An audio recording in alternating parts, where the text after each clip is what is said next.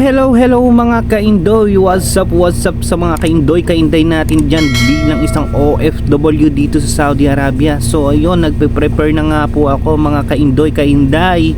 At pupunta po tayo ngayon ng fish market sa Jazan City. At meron po tayong baon na mga lalagyanan. Ayan, para kaming susugod sa gera. Ayun mga kaindoy, kainday, dala-dala po namin ang aming mga lalagyanan ng isda. At chinek na po ni Kuya Adzel ang ating mekaniko dito, napakagaling. Ayan, Kuya Adzel, shout out po sa iyo diyan. Ayan, talagang chinek niya para safe kaming makarating sa fish market ng Jazan. So shout out po sa lahat po ng ating mga OFW rito sa Samta at sa lahat ng OFW natin dito sa KSA. So yun, nagpe-prepare na po kami ng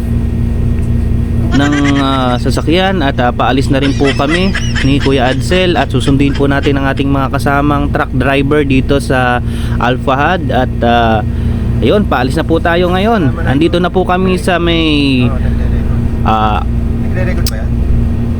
Lahad. Ayan, andito na po kami sa may Lahad at papunta na po kami sa may Dawarta Kore. At ayun, pinakita ko pa ang aking face.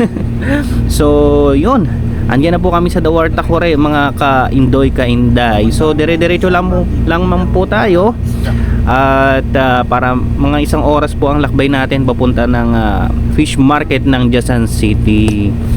So mga ka-indoy, ka-inday, shoutout sa lahat ng mga nakikinig. Paki-like and subscribe lang po ang aking Facebook channel and YouTube channel. Ayan, para po sa mga bagong vloggers natin yan.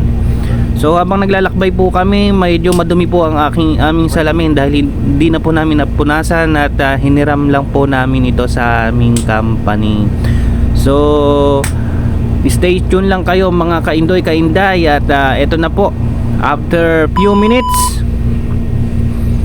andito na po tayo ngayon sa Jazan mga ka-indoy, ka-inday. At eto, naghihintay tayo ng go signal. Ayan, nandito po kami sa street ng, hindi ako nagkakamali, ay Amir Sultan. Ayan, so papunta na po tayo sa market.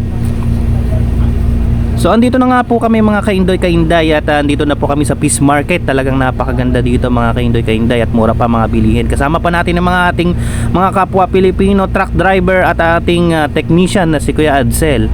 Ayan, shout out po kay Sir Erwin, kay Kuya Bal. Ayan, sa lahat po ng ating mga kasama. So yun, nagpakita na naman ako. Ayan mga ka-indoy, ka-inday, nagpakita na naman akong inyong ka-indoy. Ayan, so papasok na po tayo sa loob ng supermarket. At ayan nga po, sobrang sasarap ng mga bilihin at sobrang mumura pa yan mga ka-indoy, ka-inday. So shout out po sa lahat ng mga bumibili ngayon ditong ngayong Friday dito sa Jazan Fish Market. At nakita natin maraming Pilipinong bumili dito. So bumuli nga po ako na wala akong mapilian dahil sobrang sasarap ng mga pagkain. So bumili ako ng 2 kilong sugpo o hipon. Ayan mga ka-indoy, ka-inday. So yan, ito rin po yung mga nabili ko. Yung 2 malaki na yan, bali 20 real lang po yan. Ayan, sobrang mura na po yan, 20 real po yung 2 na yan. So ito na po yung isda na ating nabili. Fresh na fresh po, bali 15 real lang po yan, 2 supot na po yan. So tinatawag yata dyan ano kaya ang tawag na isda dyan?